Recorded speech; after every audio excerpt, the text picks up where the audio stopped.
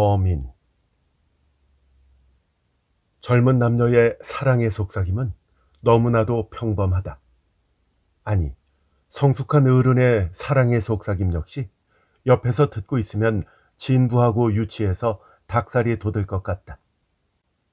하지만 이것은 웃고 넘길 수만은 없는 무서운 사건이었다. 같은 회사에 다니는 젊은 남녀가 있다. 남자는 26살 스루타 게이스케, 여자는 21살 고모리 히데. 동료들은 그들을 각각 스루 그리고 모리라고 부른다. 스루와 모리는 서로 좋아하는 사이다. 늦가을 어느 일요일 오전 10시, 두 사람은 도쿄 교외의 이노가시라 공원에서 만났다. 연인이 미래를 즐기기에는 시간과 장소 모두 적당하지 않았다. 하지만 두 사람은 돈이 없었다. 가시나무를 헤집고 공원 안쪽까지 들어가 보지만 그들 바로 옆으로 다 안다는 듯한 표정을 지으며 한 무리의 가족이 지나간다. 즉, 단둘이 될 수 없는 것이다. 둘 다 속으로는 너무나도 둘만 있고 싶었지만 그걸 상대에게 들키는 것은 부끄러웠다. 그래서 하늘은 푸르고 단풍은 덧없지만 그래도 아름답다는 둥.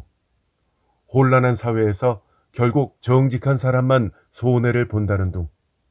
그런 말만 건성으로 주고받으며 도시락을 나눠 먹었다. 시 말고는 아무것도 관심이 없다는 듯이 짐짓 순진한 표정을 지으며 늦가을의 한기를 참아보기도 했다. 하지만 결국 오후 3시가 되자 남자는 침울한 얼굴로 그만 돌아가자고 한다. 그래요 라고 대답하며 여자는 하지 말았어야 할 얘기를 한마디 덧붙였다. 함께 돌아갈 수 있는 집이 있으면 행복할 텐데 집에 가서 불을 피우고 그저 한 평짜리 단칸방이라도. 웃으면 안 된다. 사랑의 대화는 언제나 이렇게 진부한 법이니까. 그런데 이 한마디가 젊은 남자의 심장을 깊이 찔렀다. 집. 스루는 세타가야에 있는 회사 기숙사의 3평짜리 방에서 동료 2명과 함께 지내고 있었다. 고엔지의 숙모집에서 신세를 지고 있는 모리는 퇴근 후에는 하녀를 대신해서 집안일을 했다. 스루의 누나는 미타카의 작은 정육점으로 시집을 갔다. 그 집의 2층은 방이 2칸이다. 바로 그날 스루는 역에서 모리에게는 고엔지행 차표를 사주고 자신은 미타카행 차표를 샀다. 혼잡한 플랫폼 인파 속에서 헤어지기 전에 모리의 손을 살짝 잡았다 놓았다. 방을 마련해 보겠다는 의미로 손을 잡았던 것이었다. 스루는 누나의 정육점에 도착했다. 어서 오십시오. 가게에서는 어린 점원이 고기 써는 칼을 갈고 있었다. 형님은? 외출하셨어요. 어디? 모임이요. 또 한잔하는 모양이구만. 매형은 술고래다. 집에서 얌전히 일한 적이 거의 없다. 누나는 있지? 네, 2층에 계실걸요? 그럼 올라갈게. 누나는 올 봄에 태어난 딸아이에게 젖을 물린 채 누워 있었다. 형님이 빌려준다고 했어. 그렇게 말했을지도 모르지만 그 사람 마음대로 결정할 수는 없다. 나한테도 사정이라는 게 있으니까. 무슨 사정? 글쎄, 그걸 너한테 말할 필요는 없지 않니? 다른 사람한테 빌려주려는 거지? 그래. 누나, 나 이번에 결혼해. 그러니까 제발 좀 도와줘. 너 월급이 얼마니? 혼자 살기도 빠듯한 주제에 지금 방세가 얼마인지 알고나 있어? 여자 쪽에서도 어느 정도 보탤 수 있을 거야. 너 거울 좀 봐라. 여자가 돈 될 만한 얼굴인지. 뭐라고? 됐어. 다시는 부탁 안 할 거야. 아래층으로 내려왔지만 도저히 포기가 안 됐다. 걷잡을 수 없는 분노가 치밀어서 욱하는 심정으로 가게에 있던 고깃칼 한 자루를 집어들었다. 이거 누나가 필요하대. 가져갈게. 내뱉듯이 외치고는 2층으로 올라가 일을 저질렀다. 누나는 비명 한 번 못 지르고 쓰러졌다. 스루는 얼굴로 튄 피를 방구석에 있던 아이의 기저귀로 훔쳐낸 뒤 거친 숨을 내쉬며 아랫방으로 갔다. 가게 매상이 든 문갑에서 수천 엔을 집어서 점퍼 주머니에 아무렇게나 쑤셔 넣었다. 마침 그때 손님 두세 명이 한꺼번에 들어오는 바람에 바빠진 점원아이가 건성으로 말을 건넨다. 가시게요? 형님한테 안부 전해줘. 밖으로 나갔다. 날이 저물면서 안개가 피어올랐다. 퇴근 시간에 혼잡한 거리를 지나서 역으로 가 도쿄행 차표를 샀다. 플랫폼에서 상행 열차를 기다리는 시간이 길게 느껴졌다. 발작이 나서 으악 하고 소리를 지를 뻔했다. 오한이 나고 소변이 마려웠다. 자신이 처한 상황이 믿어지지가 않았다. 다른 사람들은 모두 한가하고 평화로워 보였다. 어둑한 플랫폼에 혼자 떨어져 선 채 거친 숨을 몰아쉬고 있었다. 기껏해야 4, 5분 정도 기다렸을 뿐인데 이미 30분은 기다린 것 같은 기분이었다. 드디어 전차가 왔다. 붐빈다. 탔다. 승객들의 체온 때문에 전차 안은 후텁지근했고 속도는 너무나 느렸다. 전차에서 뛰어내려서 달리고 싶은 심정이었다. 느리다.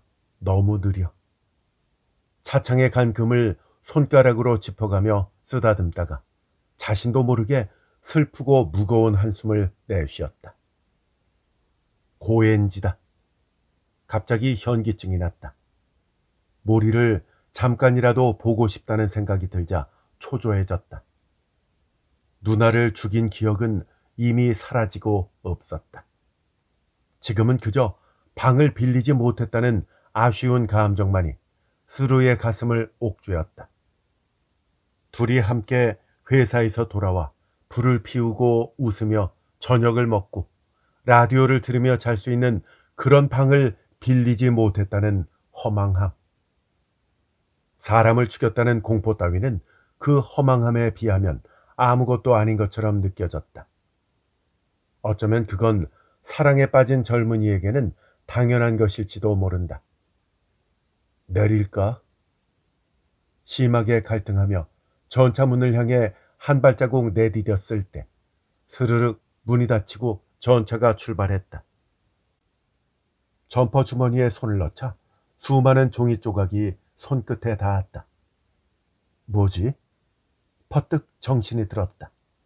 그것은 돈이었다. 조금이나마 위로가 된다. 에이, 모르겠다. 그냥 놀자. 도쿄역에서 내렸다. 올봄 이웃 회사와의 야구 시합에서 이겼을 때 상사를 따라서 니혼바시의 사쿠라라는 요리집에 간 적이 있다. 거기서 스루보다 2~3살 연상인 스즈메라는 게이샤가 스루에게 관심을 보였었다. 그 후로 음식점 폐쇄 명령이 내려지기 직전에 한 번 더 상사와 함께 사쿠라에 가서 스즈메를 만났었다. 가게 문을 닫게 되더라도 여기 오셔서 저를 부르시면 언제든지 만날 수 있어요. 그 말을 떠올린 스루는 니온바시에 있는 사쿠라로 갔다. 오후 7시 사쿠라 현관에 서서 침착하게 자기 회사 이름을 대고 얼굴을 살짝 붉히면서 스즈메를 찾았다. 누구 하나 수상하게 여기는 기색 없이 2층 안쪽 방으로 그를 안내해 주었다. 서둘러 잠옷으로 갈아입으면서 목욕탕이 어딘지 물었다. 혼자 사는 게 쉽지가 않네. 목욕하는 김에 빨래도 좀 해야 되겠어. 핏자국이 묻어있는 와이셔츠를 끌어안고 일어서면서 겸연쩍은 표정으로 중얼거렸다. 어머나, 제가 해드릴게요. 하녀가 거든다. 아니요, 늘 하던 거라 괜찮아요.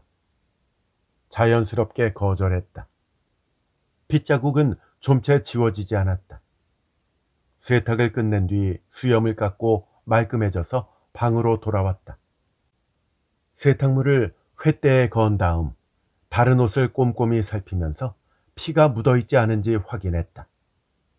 차를 연달아 석 잔이나 마시고 벌렁 드러누워 눈을 감았지만 잠에 들 수가 없었다.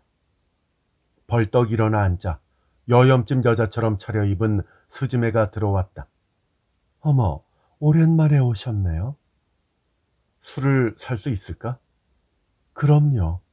위스키라도 괜찮으세요? 상관없으니까 어서 사와.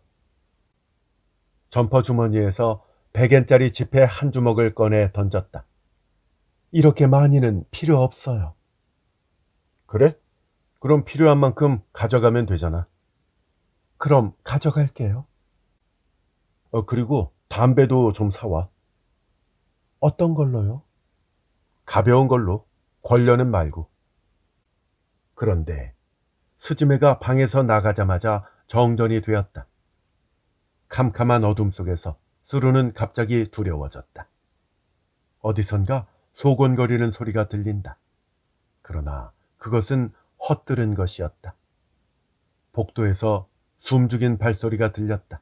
하지만 그것도 헛들은 것이었다.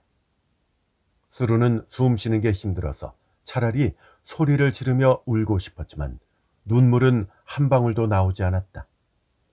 그저 심장의 고동만이 이상하리만큼 가빠지고 다리가 빠질 것처럼 나른했다. 수루는 드러누운 채 오른쪽 팔로 양쪽 눈을 세게 누르며 우는 신용을 했다. 그리고 작은 소리로 속삭였다. 모리짱, 미안. 안녕하세요, 게이스케 씨. 수루의 이름은 게이스케다. 틀림없이 모기 소리같이 가느다란 여자 목소리가 들렸다. 머리칼이 주뼛 섰다. 미친 듯이 벌떡 일어나서 방문을 열고 복도로 뛰쳐나갔다. 복도는 칠흑처럼 어두웠고 멀리서 저은차 소리가 희미하게 들렸다. 그때 계단 아래가 어슴풀에 밝아지며 작은 석유등을 든 스즈메가 나타났다. 스루를 보고 놀라서 묻는다. 어머나, 지금 뭐하고 계시는 거예요? 석유등 빛에 드러난 스즈메의 얼굴은 추했다. 모리가 그립다. 혼자라서 좀 무서웠어. 암거래꾼이 어둠에 놀라네요. 스즈메가 자신이 암거래로 돈을 벌었다고 짐작하는 것 같아서 스루는 마음이 조금 가벼워졌다. 그래서 살짝 기분을 내고 싶어졌다. 술은 하녀에게 부탁했어요. 곧 가져올 거예요. 요즘 이상하게 너무 까다로워져서 정말 귀찮다니까요. 위스키, 안주, 담배. 하녀가 도둑처럼 발소리를 죽이며 들고 들어왔다. 조용히 드세요. 알고 있어. 수루는 진짜 암거래성이라도 된 듯이 태연하게 대꾸하고 웃었다. 아래로는 감청색을 뛰어넘는 파란 흐름, 위로는 황금빛을 이룬 햇빛. 하지만 휴식을 모르는 돛은 폭풍 속에만 평안이 있기라도 하다는 듯이 사나운 파도만을 간절히 원한다. 안쓰러운 시다. 폭풍 속에만 휴식이 있다니. 스루는 소위 말하는 문학 청년은 아니다. 오히려 만사태평한 운동선수 같은 타입이다. 하지만 연인인 모리는 항상 핸드백 속에 문학책 한두 권을 넣고 다닌다. 오늘 아침 이노가시라 공원에서 만났을 때도 28살의 결투로 쓰러진 레르몬 또프라는 러시아 천재 시인의 시를 스루에게 들려주었었다. 시라고는 전혀 흥미가 없던 스루도 그 시집 속의 시는 다 마음에 들었다. 특히 조금 전에 소개한 도치라는 제목의 생기 넘치고 거친 시는 사랑에 빠진 자신의 현재 심정과 가장 잘 맞는다며 모리에게 몇 번이나 낭독하게 했었다. 폭풍 속에만 평안히, 폭풍 속에서야 비로소. 스루는 수지매를 상대로 작은 석유등 아래서 위스키를 마시고 점차 흥겹게 취했다.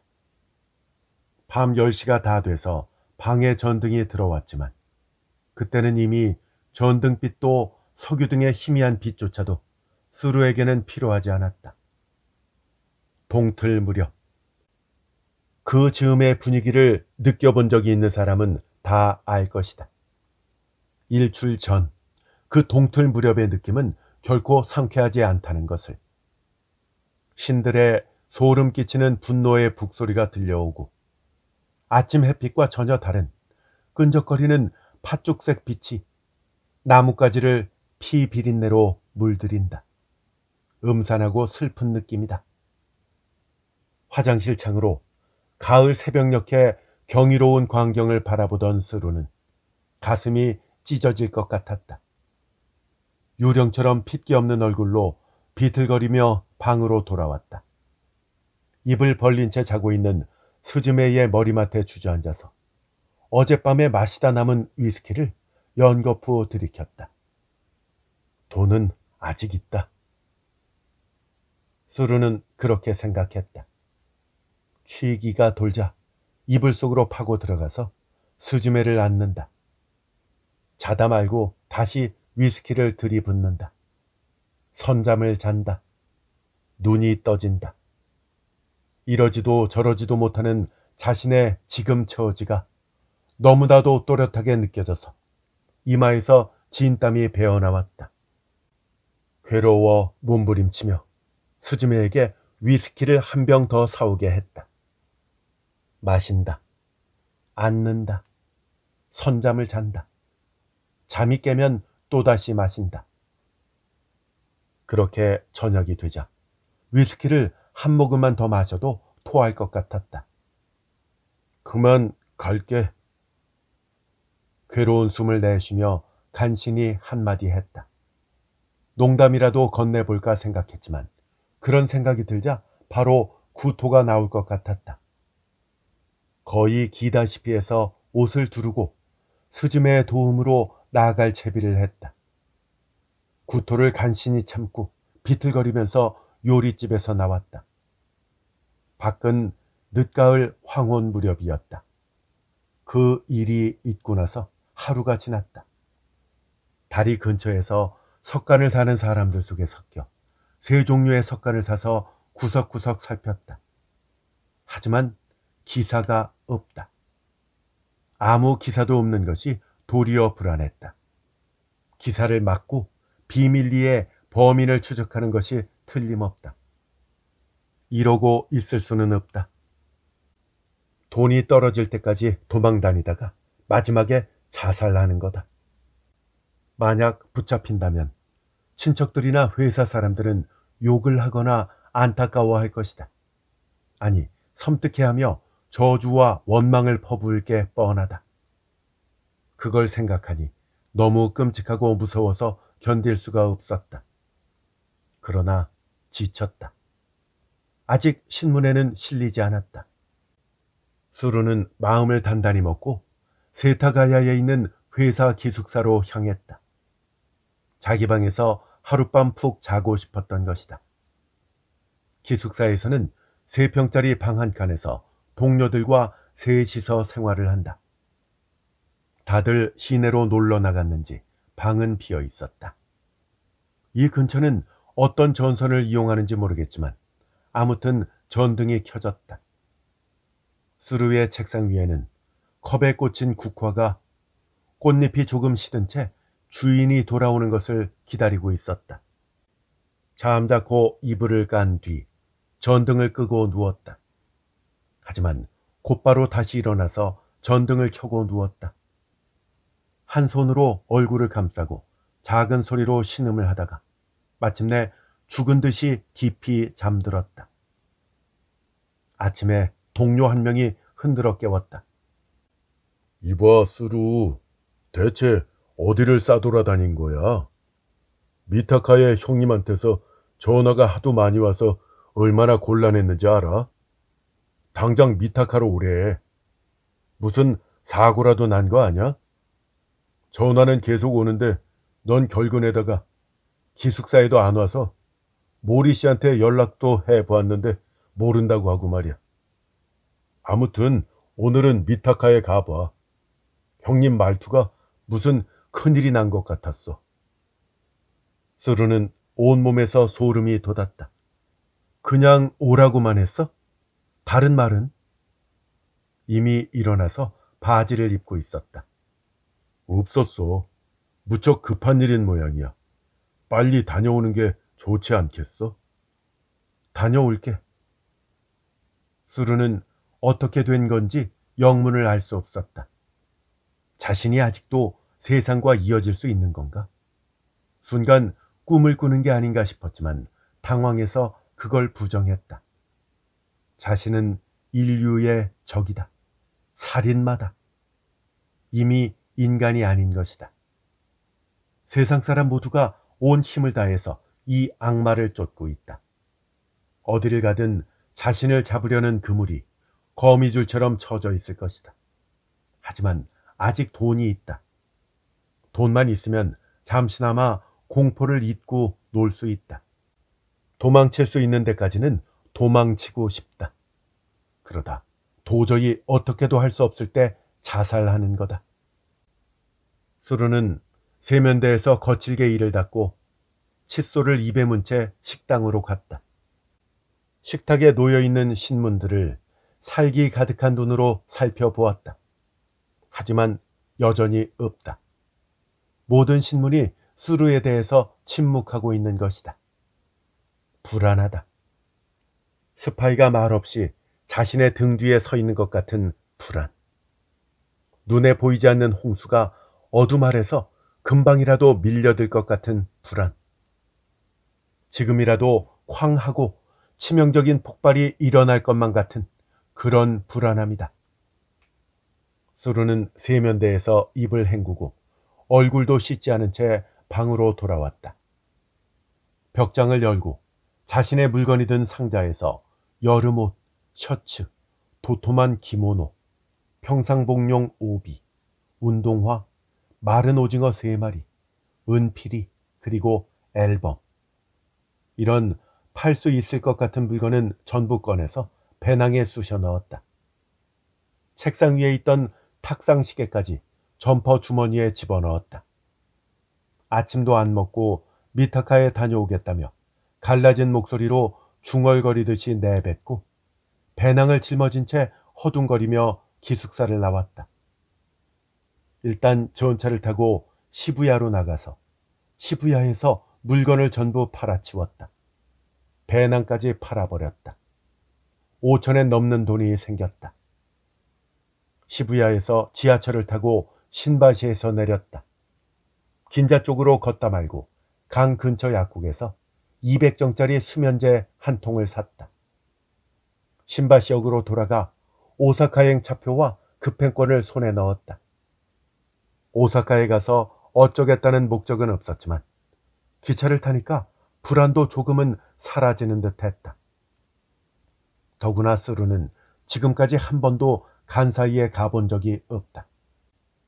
이 세상의 마지막 추억으로 간사이에서 놀아보는 것도 나쁘지 않을 것 같았다. 간사이 여자는 괜찮다고들 한다. 나한테는 돈이 있다. 10,000엔 가까이 있다. 역 근처 시장에서 식료품을 잔뜩 산 뒤 점심시간이 조금 지나서 기차를 탔다. 급행열차는 생각보다 비어 있어서 자리에 앉을 수 있었다. 기차가 달린다.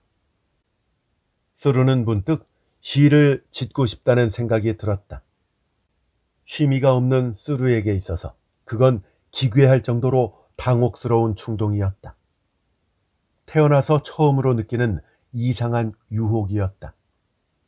죽을 때가 다가오면 아무리 천한 무지렁이라도 시라는 것에 마음이 끌리는 모양이다.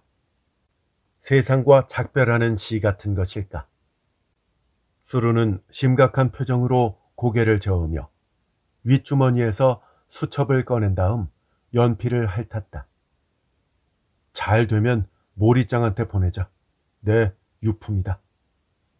수루는 천천히 수첩에 적기 시작했다. 수면제 200알이 있다. 먹으면 죽는다. 생명. 이렇게 딱 3줄 쓰고 나니까 막혀버렸다. 더 이상 쓸 게 없다. 다시 읽어보아도 너무나 한심하다. 형편없다. 수루는 쓴 음식을 삼킨 것처럼 기분 나쁘다는 듯이 얼굴을 찌푸렸다. 수첩의 그 페이지를 찢어버렸다. 시인은 포기하고 이번에는 미타카의 매형 앞으로 유서를 쓰기 시작했다. 저는 죽습니다.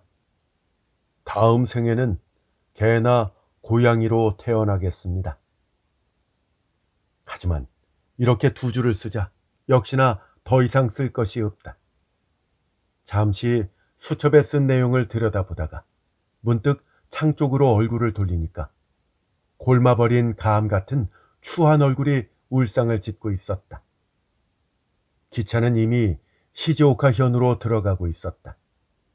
가까운 친척들이 여러 방면으로 그를 찾았지만 그 후로는 수루의 소식을 전혀 알 수 없었다.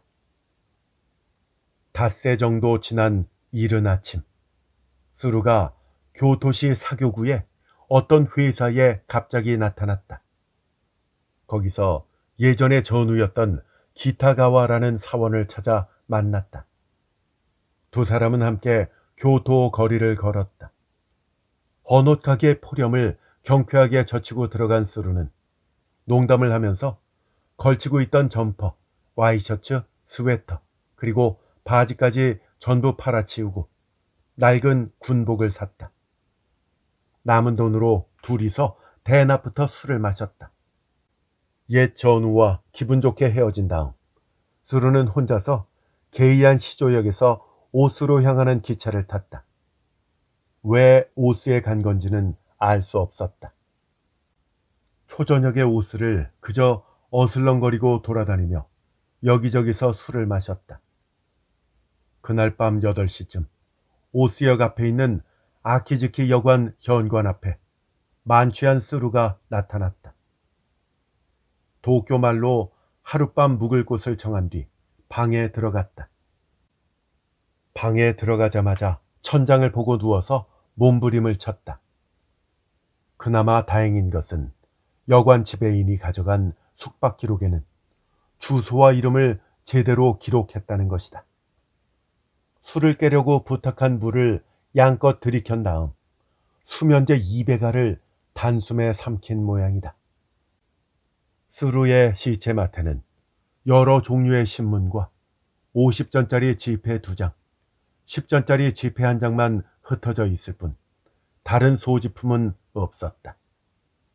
수루의 살인 기사는 결국 어떤 신문에도 실리지 않았지만 수루의 자살 기사는 간사이 신문의 한쪽 구석에 작게 실렸다. 교토의 모 회사에 근무하던 기타가와라는 청년이 놀라서 다급히 오스로 향했다. 여관의 주인과 상의한 끝에 일단은 수루의 도쿄 기숙사로 전보를 쳤다. 그리고 기숙사 사람이 미타카의 매형에게 연락을 취했다. 수루의 누나는 아직 봉합실이 제거되지 않은 왼팔을 목에 건 흰천에 걸치고 있었다. 즉, 누나는 죽지 않았던 것이다.